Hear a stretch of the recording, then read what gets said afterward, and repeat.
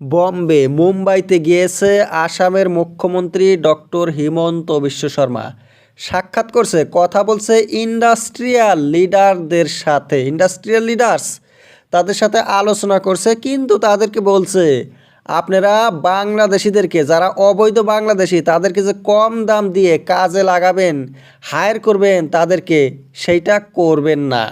আসলে একটা নির্লজ্জ শরম ছাড়া ব্যক্তি হয়েছে বিজেপির হিমন্ত বিশ্ব শর্মা। ইন্ডাস্ট্রিয়ালিস্টদের কি খায়া কাজ নাই?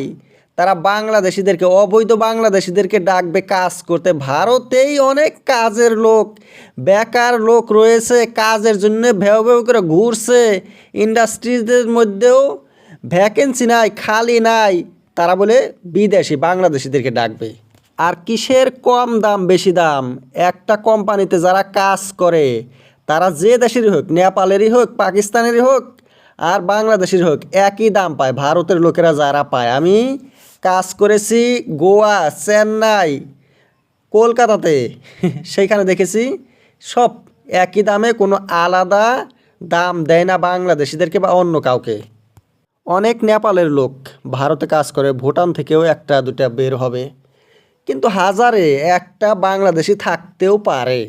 তারা অবৈধ বাংলাদেশি যদি হয়ে থাকে, সেটা কার? সেই ইন্ডাস্ট্রিয়ালিস্টদের দায়িত্ব বাংলাদেশিদের খুঁজে বের করা, পরীক্ষা নিরীক্ষা করা তাদের ডকুমেন্টস। এটা কার কাজ?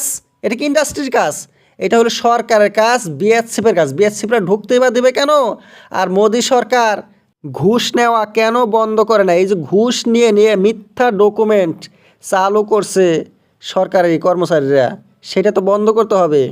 কোনো একটা থানায় ঘুষ ছাড়া কাজ চলে না। পুলিশরা ঘুষ নেয়, আর আইন কীভাবে ঠিক থাকবে? আর অনেক ইন্টারন্যাশনাল বিদেশি কোম্পানিও থাকে সেই বড় বড় শহরে ভারতের।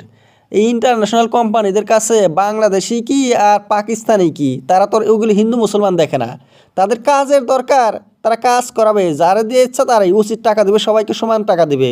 বাংলাদেশি করতে করতে সেই উদ্যোগ ক্ষেত্রেও সেই বাংলাদেশির কথাই বলছে। এটা কি ইলেকশন? ইন্ডাস্ট্রিয়ালিস্টরা কি ইলেকশন করে, রাজনীতি করে? তাদের সামনে এই বাংলাদেশ করতে হবে?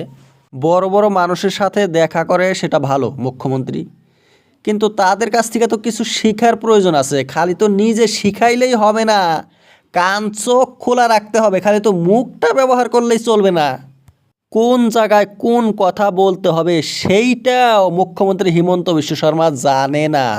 খালি শিখেছে বাংলাদেশি, মোদির মুখে শুনেছে পাকিস্তান বাংলাদেশ, আর সেই কয়টা মুখস্থ করেছে, বাচ্চাদের মতো জায়গায় জায়গায় বলছে।